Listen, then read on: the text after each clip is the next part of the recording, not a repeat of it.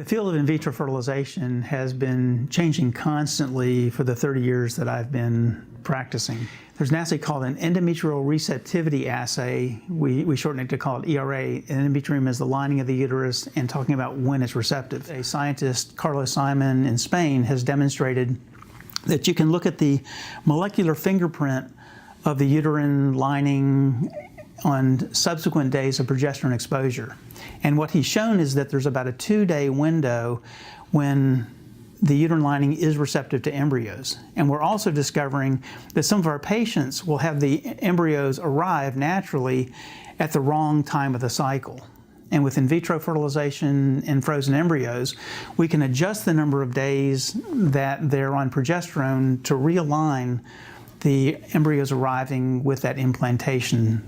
More recently, what we've started doing is, because we've developing so much confidence in this test, is if a patient comes through and they only have 1 or 2 high-quality blasts, rather than taking a risk in putting those embryos back into possibly infertile soil, what we've started doing is doing this endometrial receptivity testing so that we can know for sure that we're putting the embryos back at the correct time and we don't waste their precious few embryos.